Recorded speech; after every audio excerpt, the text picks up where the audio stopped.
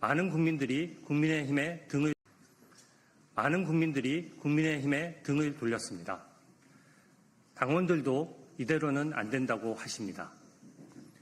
갈등과 무기력이라는 악순환에 빠져 있습니다.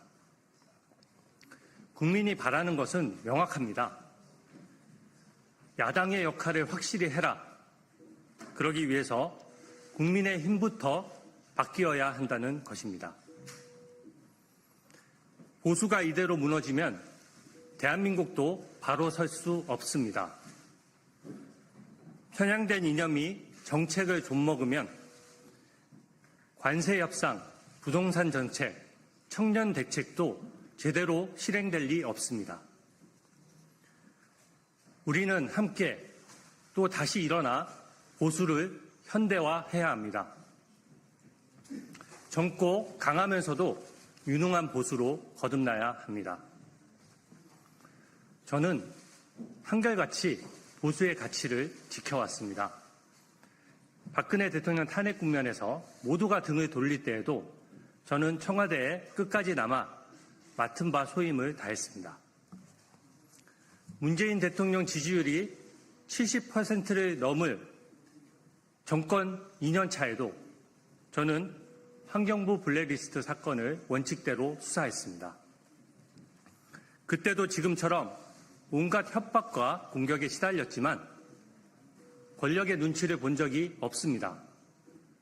어떤 외압에도 굴하지 않았습니다. 정권의 비리를 밝혀낸 대가로 자천됐지만 미련 없이 직을 던졌습니다. 변호사 시절 문재인 정부가 검언 유착 프레임으로 언론사를 공격하며 폭주할 때 저는 불이익을 무릅쓰고 약자인 기자 편에 서서 언론 자유를 위해 함께 싸웠습니다. 저는 위기에 강하고 싸울 줄 압니다. 늘 최전선에서 민주당의 폭주와 이재명의 방탄에 맞서왔습니다. 묵묵히 국민만 보고 이재명 정부의 여러 난맥상도 지적해왔습니다. 민주당으로부터 무수히 많은 고발과 거짓 모함을 받았지만 스스로가 당당하게 살아왔기에 단 한 번도 물러서지 않았습니다. 이런 한결같은 강인함만이 보수를 재건할 수 있다고 생각합니다. 저 혼자서는 할 수 없습니다.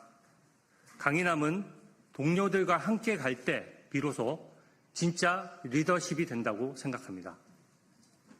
그동안 저는 우리 당 누구의 요청에도 흔쾌히 힘을 보태왔습니다.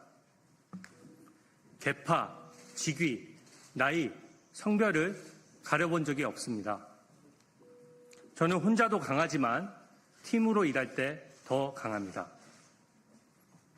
저에게 함께 일할 팀을 붙여주십시오.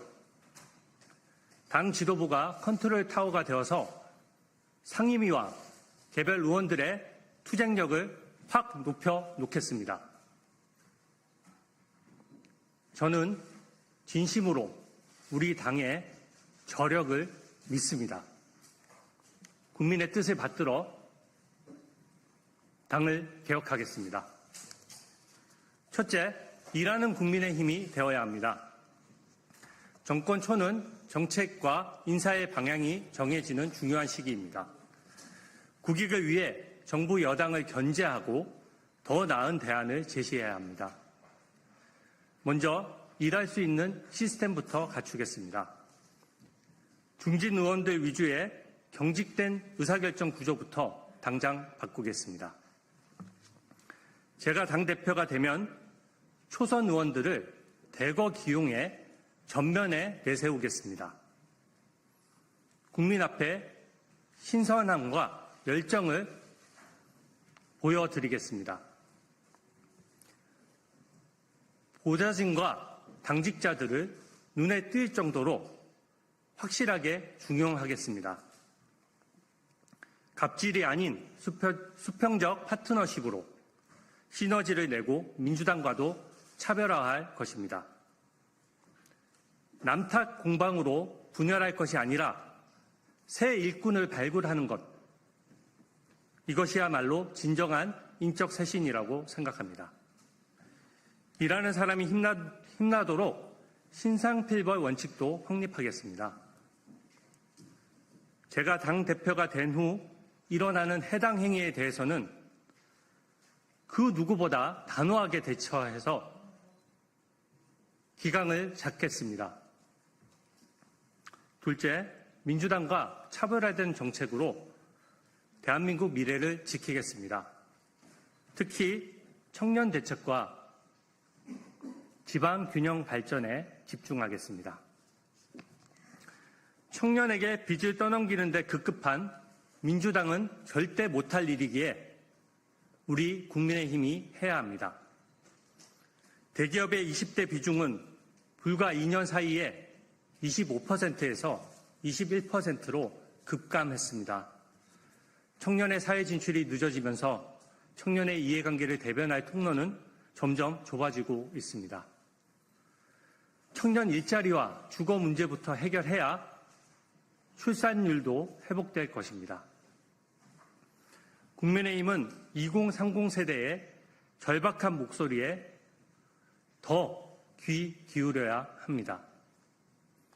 청년의 권익을 대변하는 그런 정당이 되어야 국민의힘의 미래가 있습니다. 지방의 인구 유출과 수도권의 과밀화는 정말 심각한 수준입니다. 현재 대한민국처럼 수도권에만 몰려서 한정된 국토만 이용하는 나라는 세계적으로 없습니다. 지방에 양질의 일자리와 인프라를 많이 만들면 수도권 과밀화도 막고 덩달아 수도권 집값도 잡을 수 있습니다.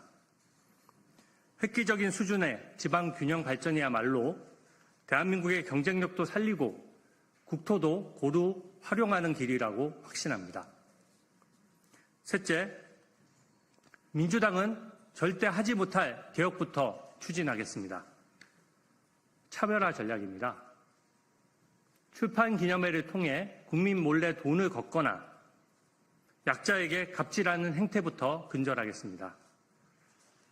어제 강선우 의원이 여론에 떠밀려 물러났지만 끝내 상처 입은 보좌진들에 대한 진심 어린 사과는 없었습니다. 구조화된 갑질을 없애야 합니다.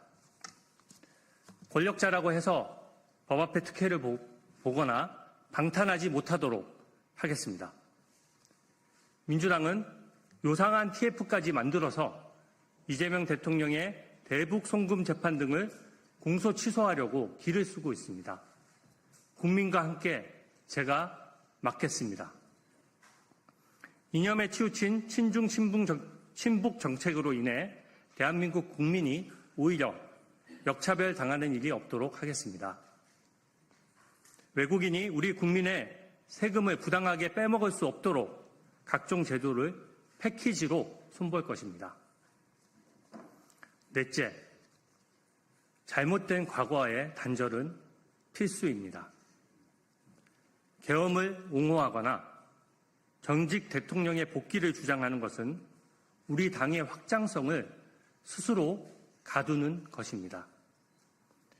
과거에 얽매일수록 선거 패배는 반복될 수밖에 없는 구조입니다.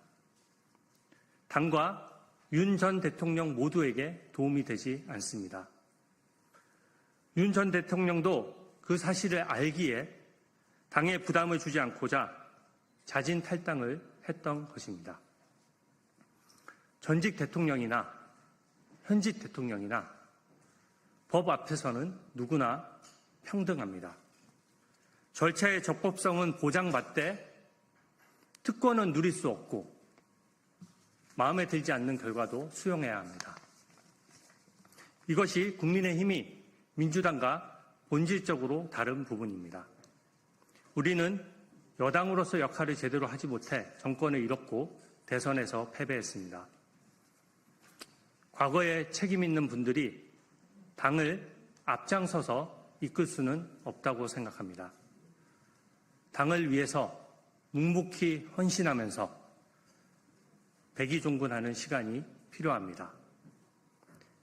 그렇다고 해서 인적 청산만을 강조한 나머지 당이 쪼개지거나 개헌 저지선을 위협해서는 안 됩니다. 정치는 현실입니다.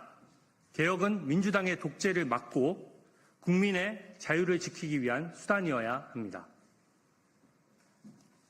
이재명 정부와 민주당은 거대 권력에 취해서 야당 없는 독재 국가, 대통령 재판의 공소 취소, 사법체계의 장악과 대통령 연임까지 꿈꾸고 있는 실정입니다. 자기들이 고른 특검으로 내란과 외환 프레임을 마구 더 씌워 국민의힘을 해산하겠다고 합니다.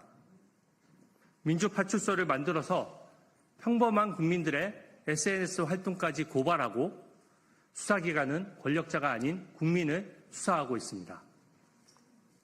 이런 민주당의 폭주 상황에서 개헌 저지선까지 무너뜨리는 것은 역사에 죄를 짓는 것입니다. 저는 민주당에게 독재 방탄의 꿈은 빨리 깨시라고 당당히 말씀드립니다. 제가 가장 앞장서서 우리 당과 국민의 자유를 지키겠습니다. 저는 진심으로